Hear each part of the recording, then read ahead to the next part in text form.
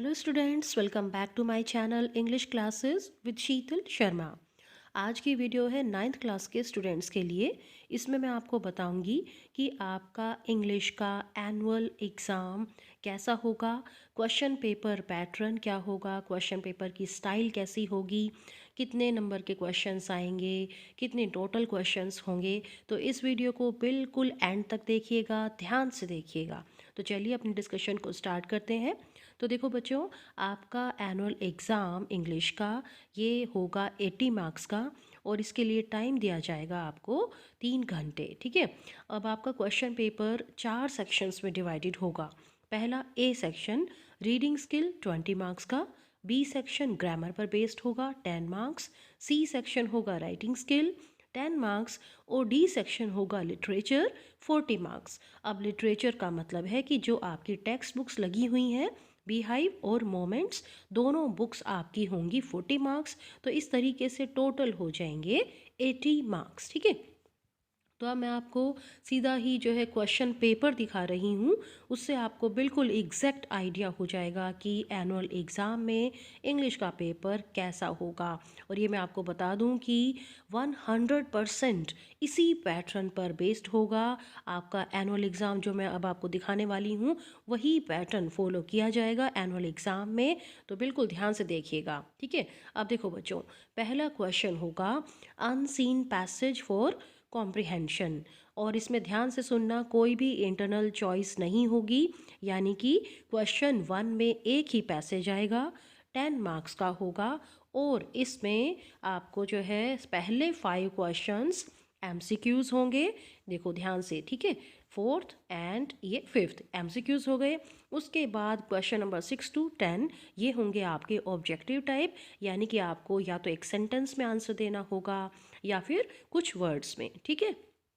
तो इस तरीके से आपका पहला क्वेश्चन हो जाएगा अनसीन पैसेज फॉर कॉम्प्रिहेंशन, जिसमें इंटरनल चॉइस नहीं है, जो 10 मार्क्स का है, और इसमें 5 एमसीक्यूज हैं, 5 ऑब्जेक्टिव क्वेश्चंस हैं। चलिए, सेकंड है, वो भी आपका अनसीन पैसेज फॉर कॉम्प्रिहेंशन होगा। इसमें भी इंटरनल चॉइस नहीं होगी, यानी एक ही पैसेज होगा, और ये भी 10 मार्क्स का होगा।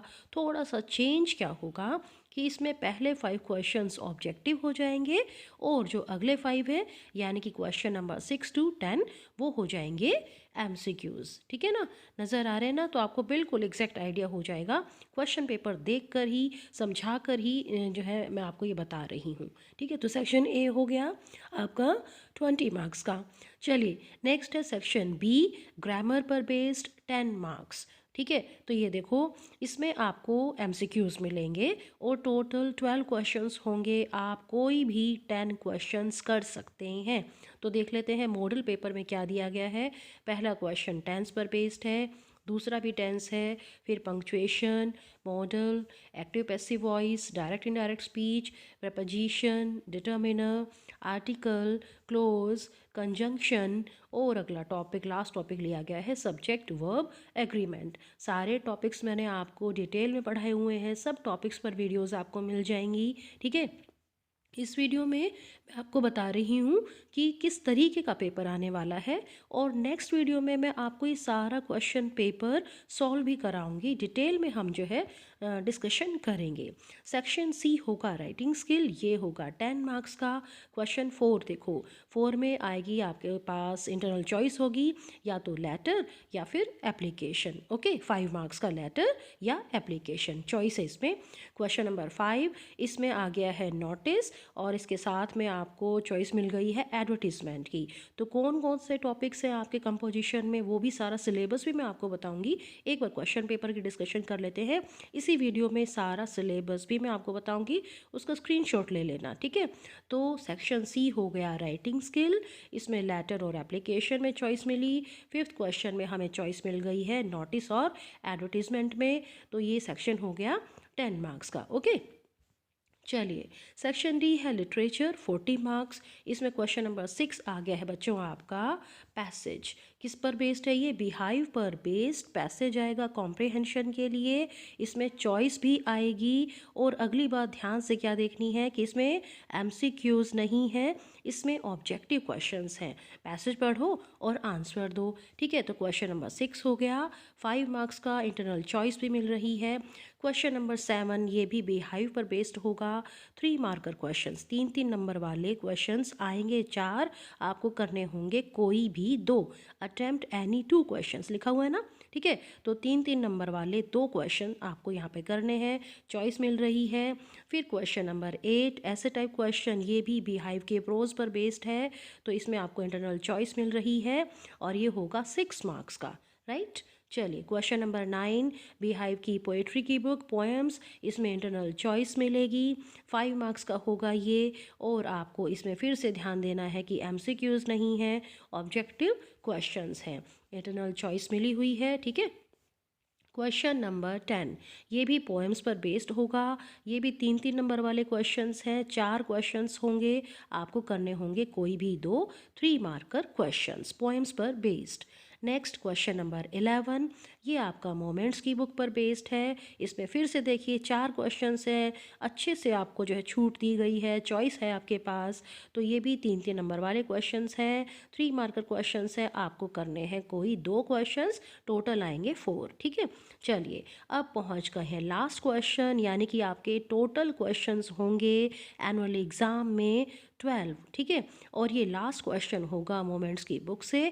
ऐसे टाइप क्वेश्चन, इंटरनल चॉइस भी मिलेगी और ये है आपका 6 मार्क्स का। ठीक है, आई होप आपको सारा पैटर्न समझ आ गया होगा और नेक्स्ट वीडियो में मैं आपको सारा पेपर सॉल्व भी कराऊंगी। अब मैं आपको दिखा देती हूँ कि आपका सिलेबस है क्या इस सेशन के लिए, क्योंकि कुछ चैप्टर्स डिलीट हो गए हैं। राइट, तो देखते हैं सिलेबस। तो देखो बच्चों, ये है आपका सिलेबस बिहाइव की बुक में।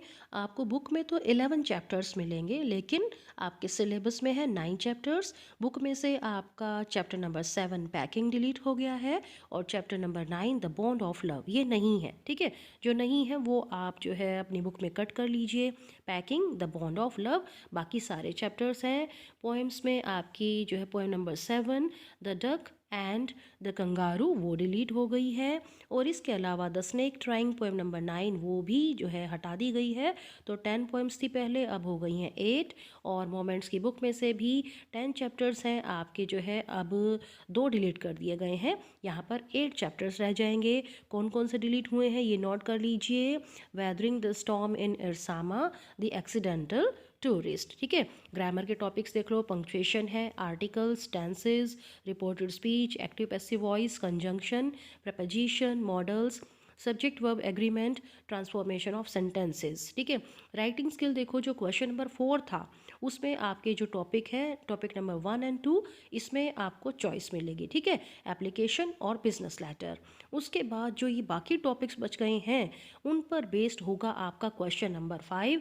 जैसे कि मॉडल पेपर में तो हमारे पास नोटिस और एडवर्टीजमेंट आ गए थे, तो बच्चों हो सकता है कि एनुअल एग्जाम में आपका ये बाकी टॉपिक्स में से भी कोई भी टॉपिक पूछा जा सकता है। ठीक है, यानी कि topic number 3 to 9, description of events और incidents, paragraph writing, report writing, message writing, notice writing, classified advertisement writing, poster making, इन सभी टॉपिक्स में जो है कोई भी 2 टॉपिक पूछे जाएंगे क्वेश्चन नंबर 5 में। ठीक है, तो इस तरीके से मैंने आपका जो है इस वीडियो में आपको बता दिया है कि क्या सिलेबस रहेगा और आपका एनुअल एग्ज़ाम में क्वेश्चन पेपर पैटर्न क्या रहेगा।